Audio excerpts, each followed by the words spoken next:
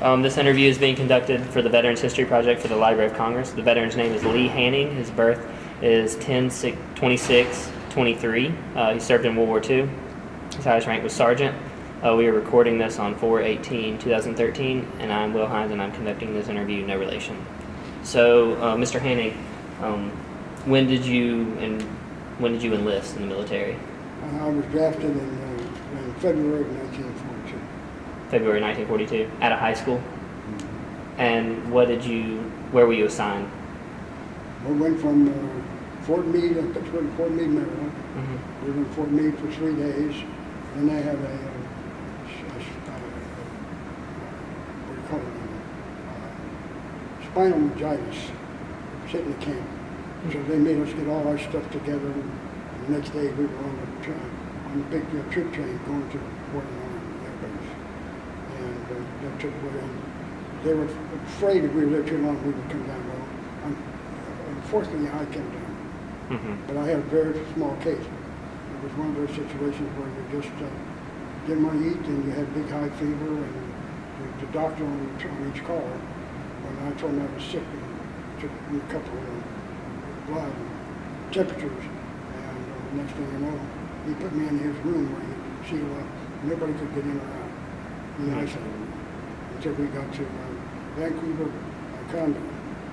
And when I got to Vancouver, Columbia, I can walk, but they had put me on a stretcher, put me in that leap wagon, and took me to the hospital in Vancouver, Washington. And so I was there for about, 10 days. Anyway, when I got released, they took me from there over to the base, on the air base, and they left me at the gate. Nobody met me. And I said, what's this company? 307, I think it was. Anyway, started taking gas. Lo and behold, so you go way up there to far end near the golf course. Where I got a duffel bag and some other stuff, and my own personal stuff. I'm kind of walking. It must be at least a mile up to that camp. So when I got there, I had to report, and that's when I was accepted in the Army. But that's what happened. And then when I'm working on this program of sports. You were a baseball player, right? Yeah, and I played sports in all sports in high school. Mm-hmm. But anyway, each time I told them I was doing something else, and I got promoted to PFC. And about a month later, I was promoted to corporal. And since I was doing some stuff with us playing in the Air Force teams over the base, and then I would get permission to go to town and play some of the teams in town. They wanted the players. So I made buck shots. And it was great. So one morning after I got that stars, the 3 stars stripes shirt on my shirt, another guy who was a buck sergeant, but he's a buck sergeant I am, but I'm just a sergeant, buck sergeant in sports. And he's a buck sergeant in the whole squad. So he told me one day, he said, take your men, and we had rubber in the morning, and behind us is a big warehouse, the Air Force, with a big coal pile. And we have grass over here, and then it has asphalt all the way over. So take your men, he says, go over, and he says, clean up all that waste over there. I said, Marina, what are you talking about? That's their place. I don't care, you do what I told you. I said, like hell. So I ain't taking my boys over it, because I know very quickly. Be with your boys if you want to go through combat, or you want to go through war. So the guys all looked at me, and we got into a heated argument.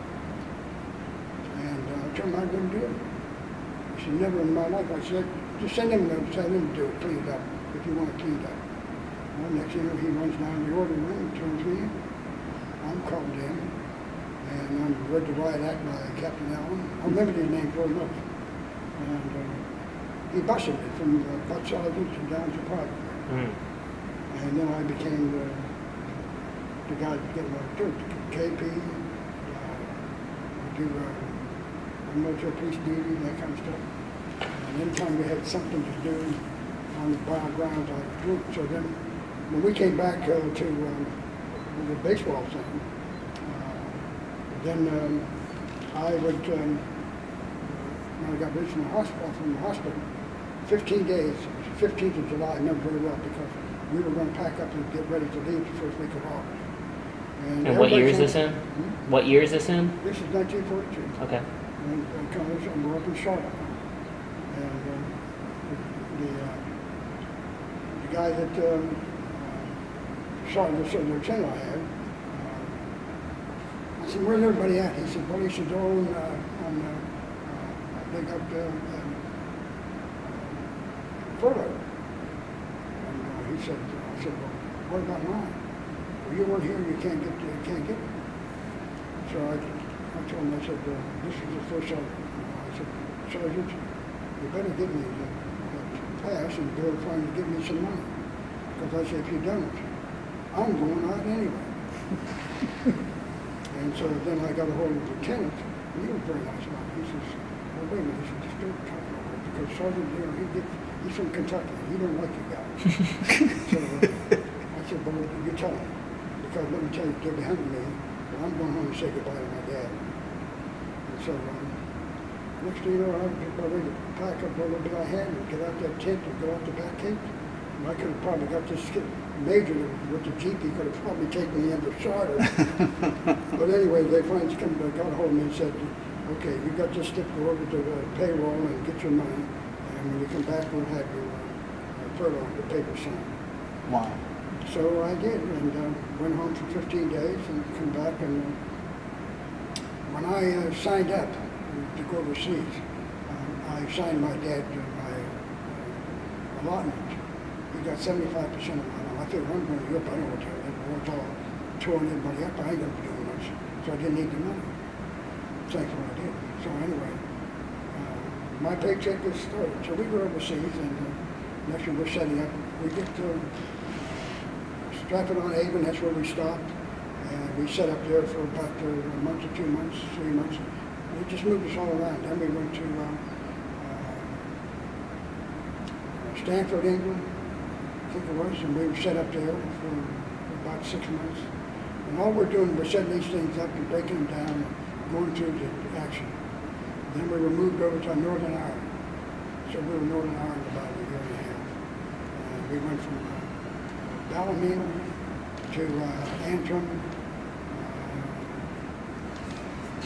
one other city. Then we moved down to Newcastle, it's on the border of Northern Ireland and Scotland. And then they said, we come back, we're back in England again. And every time they turn around, I'm doing something wrong, and I give them company punishment. Wow. I have scrubbed more orderly rooms, GI soap and brush, than you shake a stick at. But I did them all, and then when we got into Ballymena, well, there was a city, we had the opportunity to be in a town. And so I would ask for a pass, well, you're on company property, you can't do this, you can't do that. So I just go outside the gate, next thing I'd be picked up by the MPs, and I'm back in the saddle again. Now, have you already joined the 101st Airborne? Oh, no, this comes later. Okay. And so every time I get court-martialed, it would be company punishment. And I was doing everything I could to get court-martialed because I wanted to go fight Germans. When you go to shop, you don't fight bugs, but you fight Germans. And then one thing led to another. And I was then compelled to, we had outside latrines, and they call them honey buckets. You know what a honey bucket is? It's like one of those coal, they used to have these big buckets of coal. Well, that's the honey bucket, and they sit on it, and when they fill it wasted, the English guy comes every day to empty it, and then I'm given the KP duty, I have to scrub them down. Oh. And you don't think that I wasn't furious about that crap.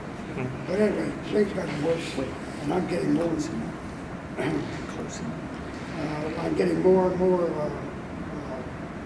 opportunities to do these kind of things. So we moved from there, and we went back to England, and we were near Stanford, I think it was. Stafford, England. Taunton, England, that was it. Anyway, part of my duties, every time I turn around, I get something wrong. and I get penalized for it. And I keep asking Captain Allen, why don't you court-martial? Why don't you court-martial? And he didn't, because it would be a bad time. So one day I'm sitting on my bunk, I'm laying on my bunk, and one of my buddies comes in and says, Hannie, he says, look at this. And he showed me the Stars and Stripes, and there's an article in there. Anybody that was in a non-combatant outfit and that was willing to want to go to combat unit, and they can't get transferred or released from this company commander, notify the Inspector General and was it Inspector General, is it? And he'll get looked into it. So when I got that piece of paper, I come flying off that bed and went flying down in the order room, past the first sergeant, right into Captain Allen. And Captain Allen was sitting at his desk reading the something paper. And I said, Captain Allen, I got you now. And I threw this paper down at him. Now this is a private talking to,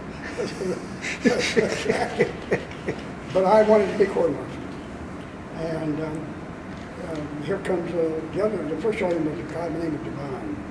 And he said, Captain, he says, I'll show him out. I said, yes, sir, that's what I want you. You put your hands on me. That's all I need. Just put your hands on me. Come on. And he backed off and kept me on to back up, which I killed. So he's bringing me to ride out. Up and down, one side, down the other. And when he got done, he said, no, he says, we're going to have to court-martial you. I said, fine. But I said, before you do that, Captain, let me tell you something. You see this article right here in the paper that says that I can go, and I write to the Inspector General in London about how you've been mistreating me. So he says, I'll write him a letter. And he said, you know, that letter will get by me because it has to be censored. And I went up there, I said, Captain, you don't think I'm so damn dumb? I'm going to write a letter and put that in our mailbox? I got friends in company B, C, and D, and one of them will go to London. I have them drop it off. And so he knew he was late. And shortly after that, that's when I was on fire duty. Then I was, they come down and got me and said that you have to be at the orderly room about 11 o'clock in the morning. So we had to get up there, and there's about 10, 11 guys up there. And this is right when they're getting ready they're going into Normandy. And they're trying to get all the troops they can, and the ones that are behind, they're for replacement, they want to get a training. And I was at Tidworth, England, which is a big English military base. And so they're all standing up there, and they're crying like a bunch of guys. What are we going to do? What are they going to do with us? I come up and I'm laughing, and I said, I can tell you what's we're going to become infantrymen. And those kids, they're 20-some years old, and I'm the smartest buck at 20. And God, what do you know? And I said, well, you're watching the seat. So then the first sergeant came out and said, I want you all to go pack your duffel bags and pack them up, take them into the supply sergeant, and give them to him. Go down in the mess hall and have a meal, and be back at 1 o'clock. So while they're there, these guys, most of them are from Philadelphia, and there's a few from western Pennsylvania, but they're all scared shitless. It's okay. It's great that. I'll cut that out. But anyway, they really had it down. They were just scared to death, and I'm happy as it can be. Now I never ran it when I was young. I never ran in the woods or anything else. Never had a gun. But I knew that I was finally going to get what I wanted to do. And so, sure enough, afterward, we drove about 5 or 6 hours, and then we come on this great big military base. And we go, and they pick us up and take us to this building, and then we're assigned, I'm on the second floor, and we've got your rifle. We would go down and start doing some things, getting prepared for military infantry training, and looking at film and all that kind of stuff. I learned a lot from film. One of the things I learned a lot from film, the enemy doesn't get after the guys that's a scout or the connecting file. They let them go because they can get them anytime they went to main border. So that was why I wanted to be a first scout. I figured I had a better chance of surviving, and that's what I became. But anyway, one morning we got for reveille, and after reveille, this guy jumps up on the big stand where they had a platform. He's dressed up in these boots, jump boots, and he's got the gray slacks and the green jacket, and he's got that little cap that we all wear. I have another name for it, but he was asking for volunteers. And we had a lieutenant that came over. He's a first lieutenant. and he was lieutenant of our platoon. And he finally said to this sergeant, he said, you take care of him. He said, I'm going to go.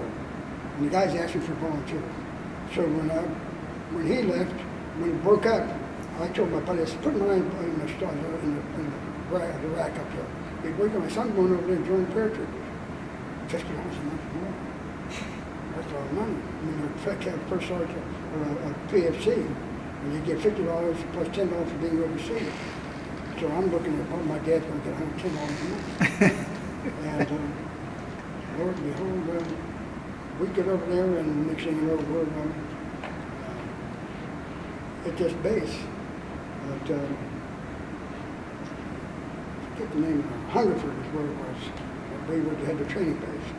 And first week we got there, they gave us in the morning, they told us how to jump out of an airplane. First one we did, I made a mistake. They told us when they issued all our clothing, I got the jump boots and all that kind of stuff, make sure your boots are tight, because if you don't do that, they're going to get loose and going to rub blisters on your feet.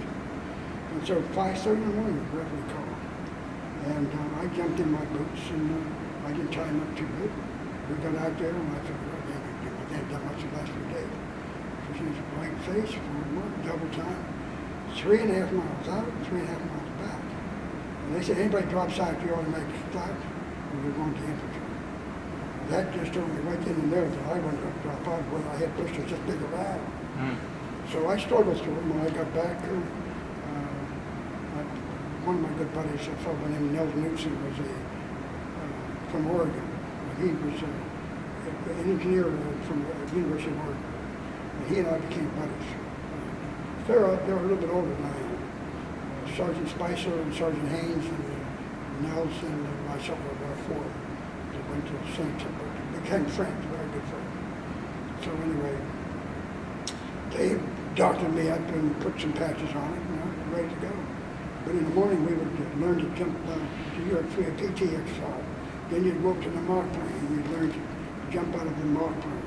And you're up about 15 feet, and you jump into a sand pit. And then when you get down with that, they sure they take you over to another higher step. And then you're coming in on there, and you're jumping out of that one. And they have one that's about 40 feet maybe up in the air. So what they do is they hook in a harness, and you jump out, and you come down like an airplane. Oh, I'm not an airplane, but like a weight, and no chute. So I couldn't wait. But in the afternoon, they take you over to the chute, and they show you how the chute's being packed. And that was all through the whole first week. The afternoon, then we got a couple lessons, and then we were asked to pack our own. And the reason for that is that if something were wrong with the chute, you could always, if somebody else packed, you put the name and you could find who it was. This way, if something wrong with your packing, you had to follow. So I packed, each day you pack one. We had 5 of them. And through 6 days of practice, we had Sunday off. Monday morning, they told us to go to we had to go over and pick up 3 chutes and take them with you. So we went out to the air base and got on the C-47. First was one, we came back down and landed. Got another one, put a chute, went back up again. 3 chutes and 3 jumps in one day, 2 the next. And if you qualified, then you became a paratrooper. When was the first time you jumped? When was it? Well, it was right then at that time. That Monday? That was on Monday. I was only there 2 weeks. And Lord, when people are taking 13 weeks to become a paratrooper here at Fort Benning, they did it in 2 weeks. So when you got done jumping, I got, first time I jumped, it was an individual jump. You go stand and play in the doorway, and the jump master, he hit you on the butt with his little baton, and out you go. And so I make the turn, and you make a quarter turn, and I see that tail go flying over my head. That scared the hell out of me, because I figured, well, if I just jump this way, that tail's going to get me in the neck. And so the next one I back up, and the next one I dove head first.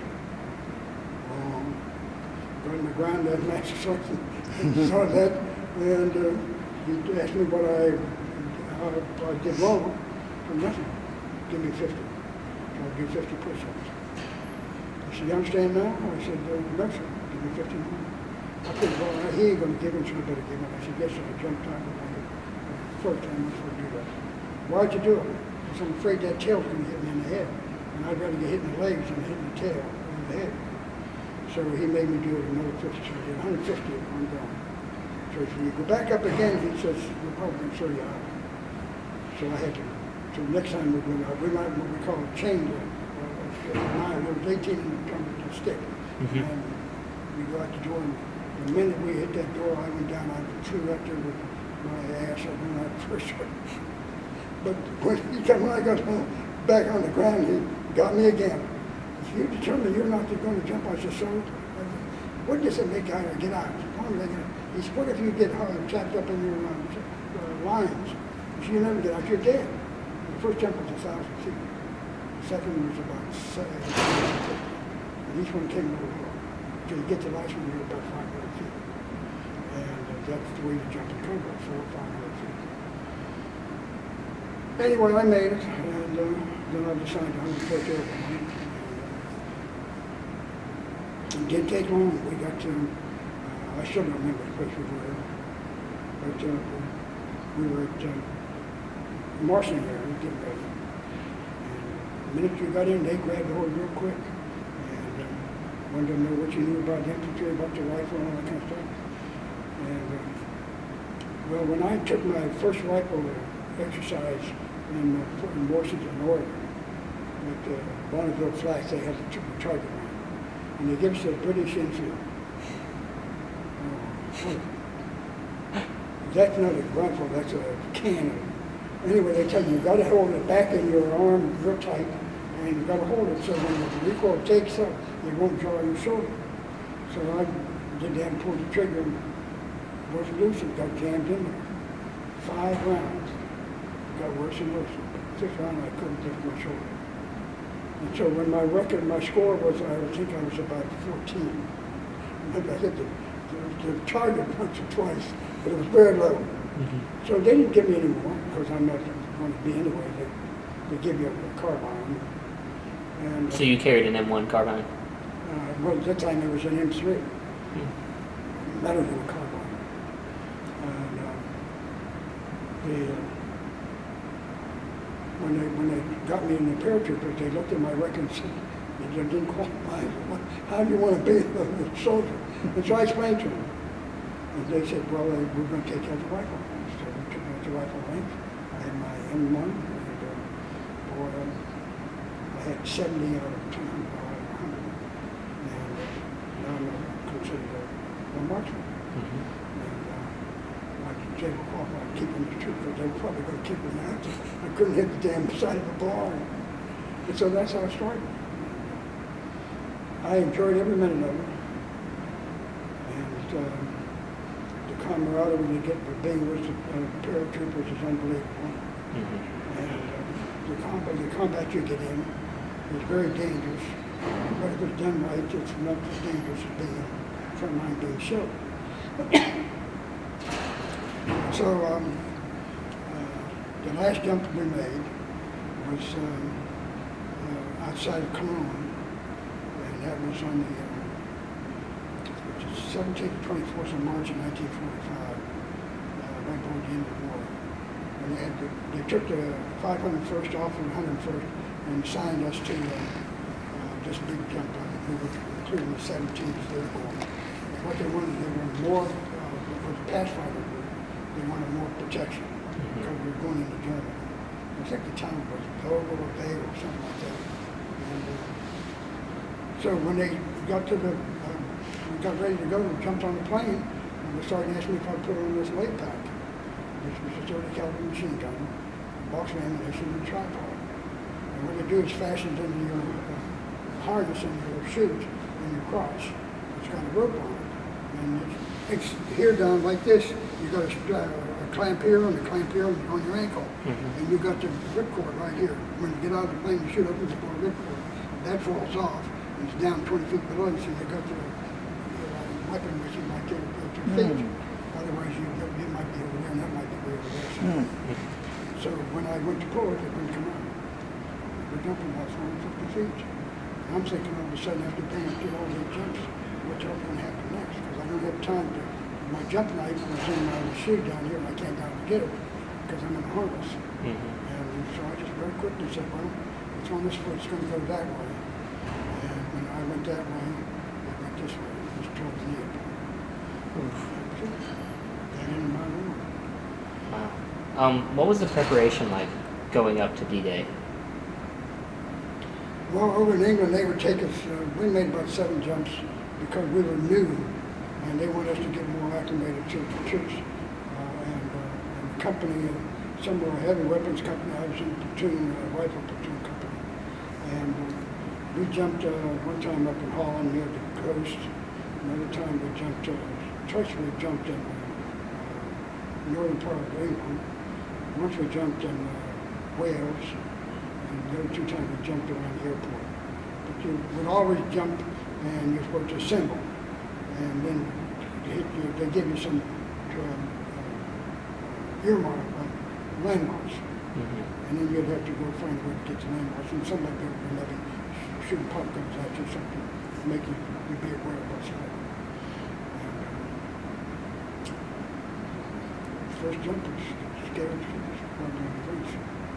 You never expect that in an airplane, that you're flying at dark night and you get over France and you find out that they're shooting at you. They're shooting tracer bullets. You see them coming. You can see the field artillery in their ack-ack. You can see the shell explode out of the gun. And right now, boom, it's right close by you. It's going by you. And we couldn't wait to get all that over. We wanted to get on the ground. We were spread out so far around France that it wasn't fun. I guess we were about 15 miles from our place. Did y'all land in a swamp almost? Was it? We were pretty close to it, but not deep into it. And, when you get the cricket, they give you the crickets. We had that one, and that worked out pretty good. Next thing you know, in about 4 days, you got most of your company in, and they tell you where to come to headquarters, and that's when we got together. Other than that, then when I come back, I was sent to Fort, brought me back when we went over, we went on the largest convoy that left the United States in September 1942. And while you're going over there, every once in a while at night, 10 days to go over. Everything was dark. And when you got over there, you might see somewhere in the distance, you might see some ship blow up one time that they got a tanker. And the submarines were right in. They knew when we left New York, we were going to make it fall. And so we got close to England, and all of a sudden, I'm scared. We're going this way, and the whole convoy is going that way. And the whole convoy is going down toward the English Channel. We're going to Scotland. And I'm saying, look at what the hell's going on here? What are they doing? They're going to leave us out to be sunk. And next thing they told us, well, we're close to Scotland. And then you can see the birds flying over, the seagulls and that. They're close by. So we got off at Glasgow, I think it was, we got debarked. And then we went down there. That's what the whole thing started. But when I come back, I was laying up against the bulkhead in the hospital ship, the USS General Walker. They converted to a hospital ship. And so we're out in the channel going to the Atlantic Ocean, and all of a sudden I could hear this, I'm a stretcher case. And so I'm on the lower deck, and there was 3. They put me on the bottom because I could move around some. And I could hear the water slapping against that. And it was a 2-hull ship. The outside hull, then the cavity, then the inside hull. And that made an echo. You could hear the water slapping against something. I asked her, how many ships on this convoy? She said, what convoy? I said, aren't we in a convoy? She said, no. She told you we're at a hospital ship. And she said, you don't have to worry, we'll hold it up. This is on the 8th of May. D-Day was, VE Day was on May 8th of May. And I had been put on that because 2 days later, when I was in the hospital, I used to take care of some of the guys that were bad, that needed constant treatment for their wounds and that. And I would go around and help them, help the nurses put that ointment on her, keep them soft or something. And then I would go dancing her. And she was 5x5, Miss Colangelo from Massachusetts.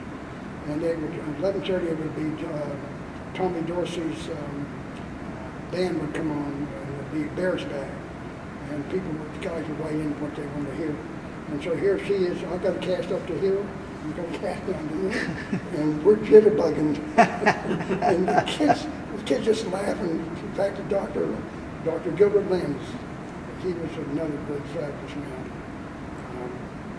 When I went into the hospital from over in England, coming back from the front, the ward was brought in, and there was a whole plane load, probably 20, 25, 30 patients. And they had this ward cleaned up, all cleaned up. And so we got there about 7 o'clock in the morning. He came at 10 o'clock to make his rounds, and my ashtray was already full, about that big, full of ashes and cigarette butts. Wow. So he was way up upset.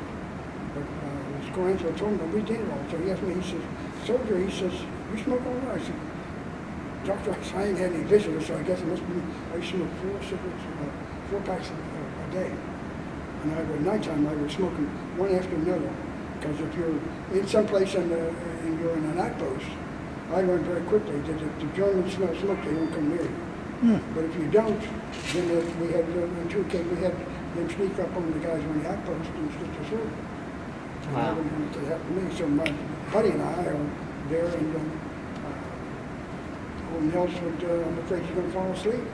So he's awake for an hour and a half, I'm asleep for an hour and a half, and he's awake for, well, I slept not a bit of time. I'm puffing those cigarettes away. So he told me I wouldn't live to see 30. And I said, well, when I went to the doctor, I'm not going to see more than that. He said, well, he told me. He didn't tell me about cancer or anything, but he says, your body can't inhale that kind of smoke. And so that's, I said, well, what can I do? Give up your cigarette ration. And I did. And he gave me chewing gum ration. And my favorite chewing gum now is beech nut chewing gum. They don't make it anymore, I don't think. Anyway, he said, now what I want you to do is put one stick in your mouth and chew it when you get to yours to have a cigarette. Chew as much as you can. If the flavor goes out, don't throw it away. Add to it, more and more. Sometimes I have one chewing gum that big. 3 months' time I quit smoking, haven't had a cigarette since. Wow. Just, when the man tells you ain't going to live to see 30 after I went through, well, he's way wrong. I'm 90 now. What are your thoughts about the Band of Brothers series? I didn't watch it. You didn't watch it? That's, see, all these things will bring back memories. And when you have memories of what's happened to your buddies, and one of my other good buddies that became friends was a fellow named Harry Article. He had the 50 caliber gun, and was in the Battle of Bombs. They made a push to get in there, and I think what they must have did is throw him a mortar shot because he was killed. And that's why I was glad that I was out front.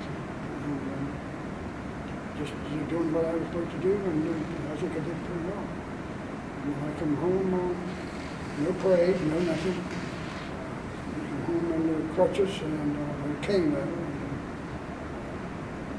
got better. And 1 week after they discharged me from the service, I was back working on the road. Really? And I had to get there because I figured the only way I could lose track of it, and I forgot about that. I was going back to work. I worked on the signal electrical construction and maintenance. And I had lost a lot of time, so I knew that the guys, the GI says, I'm protected when people are hired after you from a seniority standpoint. But you can have a certain amount of time to prepare, so if you pass the test, you move up the ladder and you become the number 1 over these people. So, how's your leg now? I've had 6 operations on it. This is the 6th one, because the VA down in Columbia screwed it up. First time putting over some prosthesis in it. So I had to have that done. And as a result, that's caused me to undo had back surgery, had surgery on my back 6 times, once on my ankle. The second time I had, well, it wasn't because of that, but sometime it was, I had an aneurysm, an aorta aneurysm. And when they started, I just had one they walked, and when they found out I had 3 of them. So I got 3 stents put in. And they were leaking, so the second time they went through that. But the problem I had with the back up was this one. In my home, if you ever get a chance to look at my CD that they took, you wonder why I'm still walking. When I get out of here, I'll be very stiff and sore just to get my out of here. But I go, and you have pain all the time, so I learned to live with pain. Helen can't get over it. She can't believe that, you know, at nighttime she'll hear me groan, and she'll know exactly what's going on. I'm moving and saying, oh. Right now, just like this, I'm sitting here, I can feel them right in my lower back. And it just affects your whole body. So I'm now 60% disabled, and that's one of the things. I was coaching it for 20 years, and the DAV was working trying to get me more money. At that time I was only 30% disabled, and they gave me they gave me 30% for my leg and 10% my elbow. So I got 40% disability. But they didn't pay anything for the elbow. Then when they agreed that because of their sloppy operation of surgery, I put in this little side prosthesis. And the doctors who did it, Dr. Pace, said that I should have had a 10 cc, and he got about 12 to 15 size cc. What cc's are, what that means in the medical profession, but it sure hurt my back and something like that. So that means, if you look at that, the calcium, collapsing disc, all the same things. But I'm going along, and I figured the good Lord took care of me. And after I came back from the service, after working on the railroad for 7 years, 1950, I packed it up and made a one-way trip to San Diego. And so I never go back to Pittsburgh, never have. Gone for a visit down there, but that's it. And first went to work for the telephone company, and as an installer. I didn't like that because you're getting some of these canyons out in San Diego, and the rattlesnakes and copperheads come up out of the canyon, and it's so hot, and they go into the crawl spaces. But one of my jobs is to go into a crawl space on this house at North Park. And I opened the door after the woman moved it from me. I big long piece of white wire and a stick, go home and put it through the floor. And I opened that door and I flashed my light on. There must have been 6 rattlesnakes nested in there.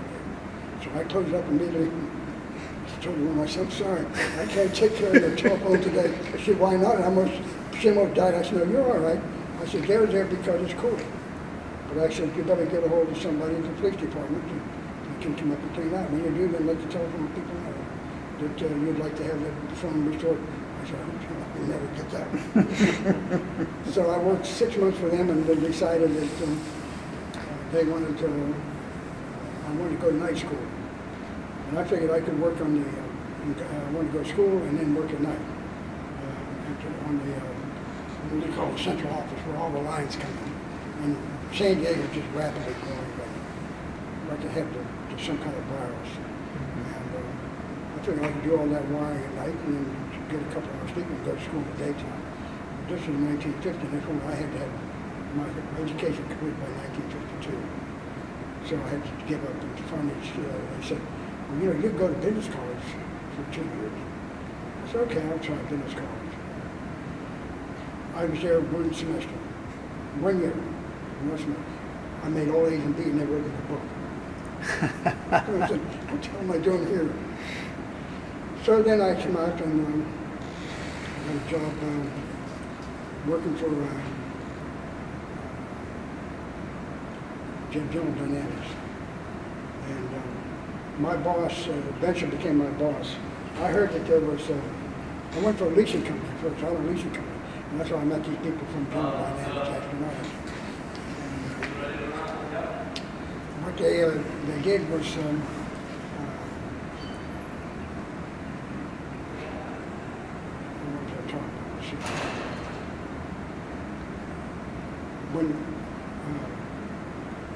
when the leasing company would do the cars, then they would get out and take care of them. And when they come back, one day the manager of transportation told me there was an opening in the purchasing department for a file management file clerk. So I went to him, and I got an appointment to go see him. And I was neatly dressed, and I'm always presentable. I know one thing, when I'm talking to one interview, I look straight through nose all the time. Don't look off and up because it's a detraction to the interviewer. So we had about an hour conversation. So I asked him, I said, when do you plan on making this assignment, this appointment? Well, he says, probably sometime this week, because we have to give the people in the plant a chance first. I said, I understand that. So I said, would you mind if I call you Thursday? No, feel free. Call him Thursday, hadn't been through. So I wait till next Tuesday, call him again, hadn't been through. Following Friday, twice a week I called him, for 8 weeks. He finally hired me because he said, I knew when I got out of my house and went in the car, if it was a Monday or Tuesday or Thursday or Friday, I was going to call for him. And he said, I hadn't filled the job, and he says, I thought you wanted it so bad. He said, that's why I hired you. And that's why I started my career in business. And I was a buyer follow-up for about 18 months, and they promoted me to a buyer. And I was a buyer for about 3 years, and I became a senior buyer.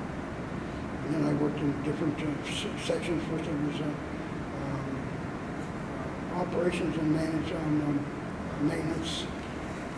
Then it was graphic arts, and then they put me in construction. And I loved that. I had a great time working with the construction people, and I did things that people in engineering were very pleased about, because purchasing and engineering were having a problem. Purchasing wanted to select their people for the contract, and engineering wanted theirs. And so I sat down and I said, well, we'll give them both. And I said, I'm going to do another thing. I said, some of the guys were complaining that when the time came to have a meeting, everybody would call in and say, what about this, what about that? Well, if the guy they wanted to get the bid, and he'd get the most favorable answers, he can make his bid. So this is what I told him. I said, I talked to the manager of engineering. So it's a great idea. We're going to have a pre-bid board meeting. And we're going to go over all the matters, give them a set of specification drawings, go out and look at the place, and then the specifications, they can come back and ask questions. Now, when the questions are answered, we have them typed up, then each one will have a copy of this to go with it. And if each one, if somebody makes a question or something about it, then I call them and tell them to let this change, so that we can keep up to date. And then your team said that's great. Most of the people they asked to have on the bid list got the job. Some of the very few of the purchasing people that were on this got it. So that's how I was there, and 7 years I left there and went to work for Ryan Aeronautical in the purchasing department. I'm always one that can find ways to save money. And so I found ways to save money with them. The next thing you know, I made a supervisor in what they call the vendor assistance program.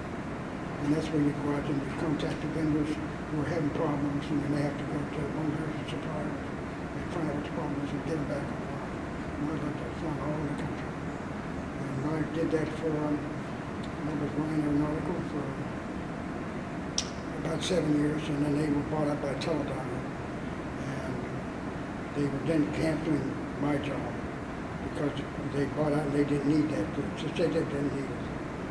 And eventually I went down to come back home and got a job with Hertz Fiber. And then I had, one day they were telling me about an opening with J. Jones Construction Company in Charlotte in the purchasing department. And I went ahead and interviewed and got hired, and he sent me to the state of Washington. And I was on the nuclear project. I don't have any nuclear experience, but I did a hell of a job putting paperwork together and making sure things were done right. And after 2 years working for the working public power supply system, I could see the hammer on the wall that was going to collapse, which it eventually did. And then I got a job working for Houston Light Power. And they were going to build 2 power units, Allen's Creek, 2,500 megawatts of electricity. And then with all the problems they had, they canceled it. So they didn't know what to do with me. I told my boss, let's just set up a traffic program. And I explained to Ohio. And my boss had bought it, and they sold it to the vice president. And the first year we put in operation, we saved over $5 million in shipping costs. Because we get a lot of coal from up in the Montana, North Wyoming region. To bring it down. And Burlington, Northern have it all. They'd bring it all down to Dallas, then Santa Fe would pick it up and bring it into the power plant. And I knew, knowing that the deregulation occurred in 1980, was the railroad and was the airline industry. So that's how I convinced them we could save money.